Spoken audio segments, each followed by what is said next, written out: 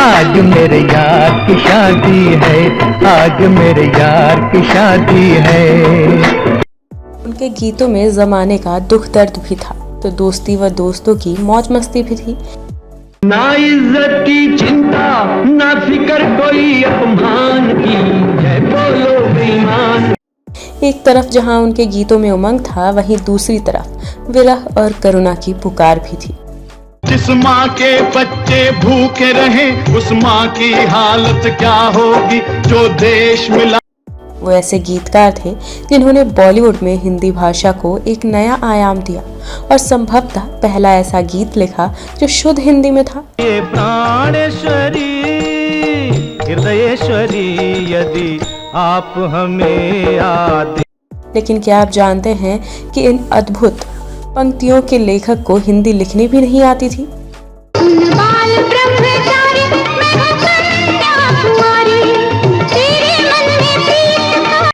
क्या आप मानेंगे कि ममता और प्रेम रस में सरोबार गीत लिखने वाले यह गीतकार कभी क्रांतिकारी हुआ करते थे और अपने गीतों की वजह से उन्हें जेल तक जाना पड़ा था।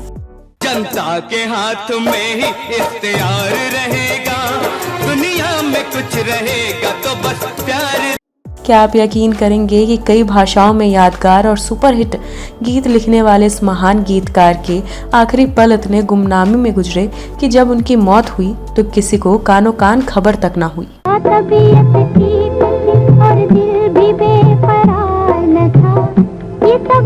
कौन थे वो नगमा निगार जिनके गीतों ने दशकों तक फिल्म जगत में तहलका मचाए रखा और उनके दौर के हर मशहूर फिल्मकार व संगीतकार उनसे गीत लिखवाने को लालायित रहते थे।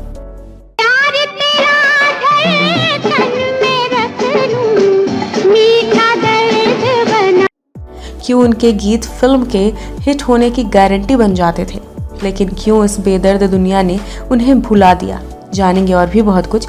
बस बने रहे इस वीडियो के अंत तक।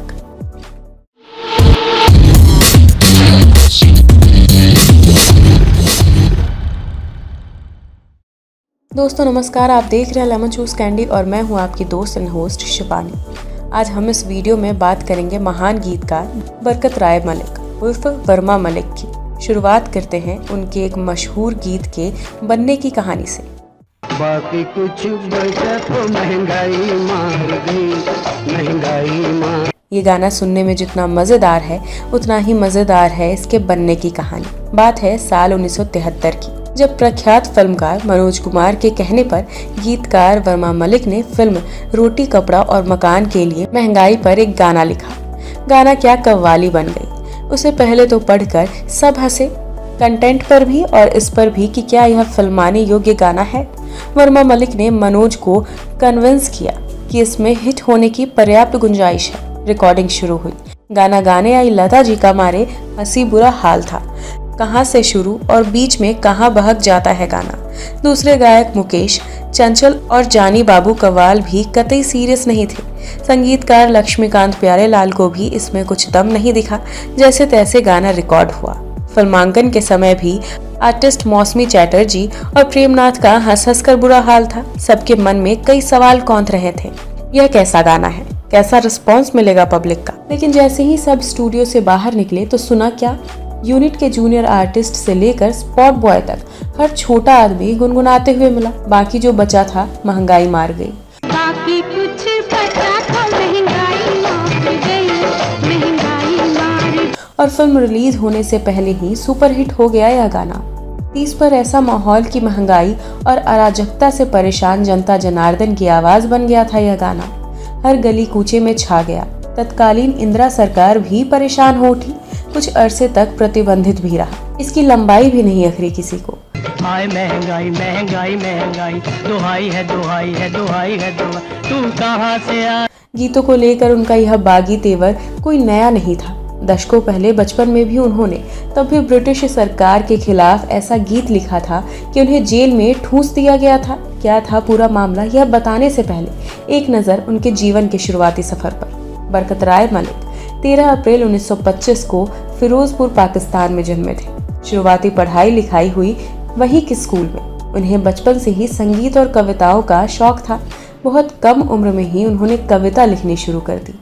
उन्होंने अपनी पहली कविता एक गुरुद्वारे में पढ़ी थी, जहां उन्हें बहुत पसंद किया गया। वो दौर आज़ादी की लड़ाई का था। स्कूल में पढ़ रहे बरकत राय मलिक अंग्रेजों के खिलाफ गीत लिखकर जलसों और सभाओं में सुनाया करते थे। इसका अंजाम यह हुआ कि उन्हें गिरफ्तार कर जेल में डाल दिया गया, लेकिन कम उम्र होने की वजह से वो जल्द ही रिहा भी कर दिए गए। बाद में वो गुरुद्वारे में भजन लिखकर गाने लगे। अभी वो अपने गीतों की प्रशंसा और सराहना में ही मगन थे कि देश का विभाजन हो गया। विभाजन के हंगामे में उन्हें पैर में गोली लगी। उन्होंने दिल्ली में शरण ली। संगीत निर्देशक हंसराज बहल के भाई वर्मा मलिक के दोस्त थे। उनके कहने पर बरकत ने मुंबई की राह पकड़ी। हंसराज बहल ने बरकत को 1949 में आई हिंदी फिल्म चकोरी में कुछ गीतों को लिखने का काम दिया। इस फिल्म में 10 गाने थे, जिन्हें लता मंगेशकर जी, मोहम्मद रफी और गीता दत्ता जैसे कलाकारों ने गीत गाए थे। कई हिट गाने लिखने वाले बरकत राय देखते देखते हिट गीतकार बन गए थे। इसी समय उनके मित्रों ने उन्हें नाम बदलने की सलाह दी। बरकत राय मलिक वर्मा मलिक के नाम से फिल्मी दुनिया में पहचाने जाने लगे।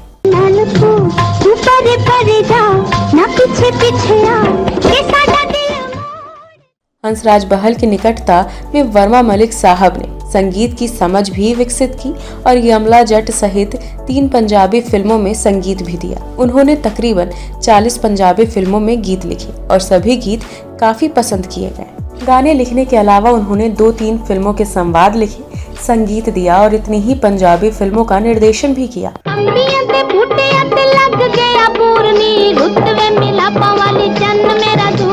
हालांकि पंजाबी फिल्मों में काम करने के दौरान वर्मा मलिक ने कुछ हिंदी फिल्मों में भी गीत लिखे। चकोरी के अलावा साल 1952 में आई जग्गू और साल 1955 में रिलीज श्री नगद नारायण व साल 1957 में रिलीज मिर्जा साहिबन के लिए भी गाने लिखे थे, मगर उन्हें उतना मौका नहीं मिला जितने के वो हकदार थे। लिहाजा वो पंजाबी फिल्मों में ही रमे रहे। उनकी जिंदगी अच्छी कट रही थी, मगर छठा दशक शुरू होते होते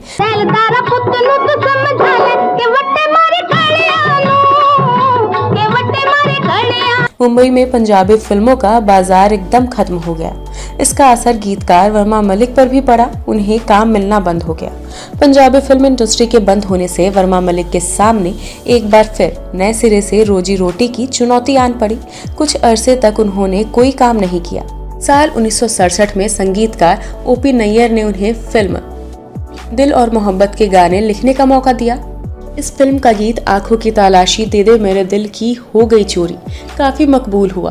आंखों की तलाशी दे दे मेरे दिल की हो गई चोरी। बावजूद इसके वर्मा मलिक की किस्मत उनसे रूठी रही। हिंदी फिल्मों में काम मिलना उनके लिए मुश्किल बना रहा। उसी साल गर्दिश के दिनों में एक रोज वे फेमस स्टूडियो के सामने से गुजर रहे थे तो उन्हें अपने मित्र मोहन सहगल की याद आई।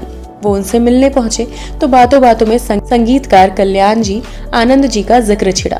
मोहन सहगल ने उनसे इस संगीतकार जोड़ी से मुलाकात करने को कहा। उस वक्त फिल्मी दुनिया की यह हिट संगीतकार जोड़ी निर्माता निर्देशक अदाकार मनोज कुमार की फिल्म उपकार का संगीत तैयार कर रही थी। वर्मा मलिक जब उनसे मिलने पहुंचे तो मनोज कुमार भी वहां मौजूद थे। मनोज कुमार के पिता वर्मा मलिक के पिता के परिचित थे, सो दोनों एक दूसरे को जानते थे। मनोज कुमार ने वर्मा मलिक से पूछा कि क्या कुछ नया लिखा है।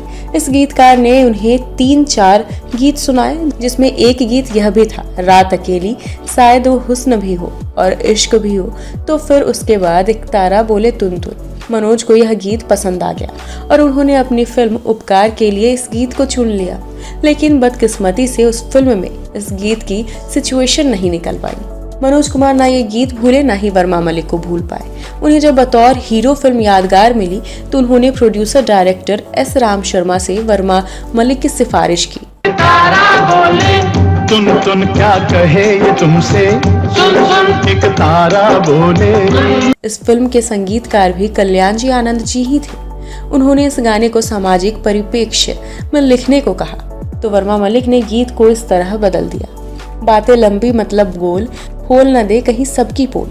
तो फिर उसके बाद एक तारा बोले तुन तुन। देश का यही जवान है तो देश की ये संतान है तो फिर उसके बाद। साल 1970 में रिलीज हुई फिल्म यादगार हिट हुई और ये गाना भी। इस फिल्म के 3 गीत इंदिवर साहब ने लिखे थे और 2 गीत वर्मा मलिक ने। इसके बाद तो वर्मा मलिक के हाथ में काम ही काम आ गया। सफलता और लोकप्रियता के उजाले में निराशा और हताशा के अंधेरे को खत्म कर दिया। उसी साल मनोज कुमार ने उन्हें एक और फिल्म दिलवाई जिसमें वो हीरो थे। फिल्म का नाम था पहचान और इसके निर्माता निर्देशक थे सोहन लाल कंवर। संगीतकार थे शंकर जयकिशन और इस फिल्म में 7 गाने थे जिनमें से 3 वर्मा मलिक के हिस्से में आए।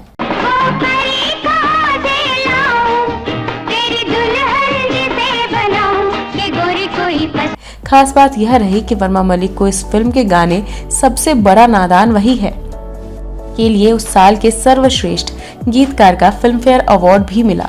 सबसे बड़ा नादान वही है जो समझे नादान मुझे। इस गीत की संगीतकार जोड़ी शंकर जयकिशन और गायक मुकेश जी को भी इस गीत के लिए फिल्म फेयर ने पुरस्कार से नवाजा। कौन कौन कितने पानी में सबकी है पहचान। इस गीत ने उनकी पहचान एक गंभीर गीतकार के तौर पर बनाई। साल 1970 में ही बतौर हीरोइन रेखा की पहली हिंदी फिल्म सावन भादो आई, जिसमें वर्मा मलिक साहब के लिखे एक गीत ने कई साल तक धूम मचाई। कान में झुमका, चाल में ठुमका, कमर पे चोटी लटके। गीत के बोल बेहद चालू भाषा में और सरल शब्दों में थे, इसलिए लोगों की जुबान पर फौरन चढ़ गए। हो गया दिल का पुर्जा पुर्जा, लगे 85 झटके, हो तेरा रंग है नशीला अंग अंग। यह गीत खासा लोकप्रिय रहा। इस फिल्म के संगीतकार थे सोनिक ओमी और सभी गाने वर्मा मलिक ने ही लिखे थे। सभी गाने एक से बढ़कर एक साबित हुए।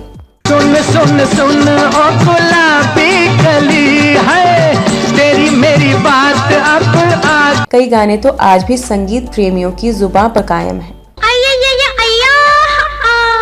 एक दर्द उठा, एक दर्द उठा। इसके बाद तो वर्मा मलिक के हिट गीतों का सिलसिला शुरू हो गया। साल 1971 में उन्होंने 8 फिल्मों के लिए गीत लिखे। मूल रूप से पंजाबी और उर्दू जानने वाले वर्मा मलिक को मुंबई आते ही हिंदी की अहमियत का एहसास हो गया। उन्होंने इस भाषा को कितनी गहराई से पढ़ा, इसका सबूत साल 1971 में आई फिल्म हम तुम और वो के इस गाने से मिलता है। यदि आप हमें आदेश करें तो प्रेम का हम श्री गणेश। यह इकलौता ऐसा गाना था जिसमें गुड हिंदी शब्दों का प्रयोग किया गया और गाना बेहद हिट हुआ। दिलचस्प बात तो ये है कि वर्मा मलिक हिंदी की वर्णमाला तक लिखना नहीं जानते थे। साल 1972 में भी उन्हें 8 फिल्में मिली। इस साल 1972 में उन्हें फिल्म बेईमान के एक गाने के लिए फिल्म फेयर अवार्ड भी मिला, जिसे मुकेश साहब ने अपनी आवाज दी थी। ना इज्जत की चिंता, ना फिकर कोई अपमान की, जय बोलो बेईमान की। गौर करने वाली बात तो ये है कि फिल्म बेईमान के निर्माता भी वही सोहन लाल कंवर थे जिन्होंने 2 साल पहले फिल्म पहचान बनाई थी। जो कहना है वो कह दूं, परवाह नहीं इस अपमान की, जय बोलो बेईमान। इस फिल्म के भी हीरो मनोज कुमार थे, संगीतकार भी शंकर जयकिशन ही थे और उन्होंने इसके सभी 7 गीत वर्मा मलिक साहब से ही लिखवाए। मनोज कुमार ने उनका साथ लंबे अरसे तक निभाया और बतौर निर्माता निर्देशक भी उनकी कोशिश होती थी कि अपनी हर फिल्म में वर्मा मलिक को शामिल करें। ना इज्जत की चिंता, ना फिकर कोई अपमान की, जय बोलो बेईमान की। साल 1987 में मनोज कुमार की फिल्म कलयुग और रामायण आई तो उसमें भी गीतकार वर्मा मलिक को ही रखा गया। साल 1988 में आई फिल्म वारिस में वर्मा मलिक के गीतों ने एक बार फिर उनकी योग्यता को साबित कर दिया। इस फिल्म के कई गाने लोगों की जुबान पर चढ़ गए थे।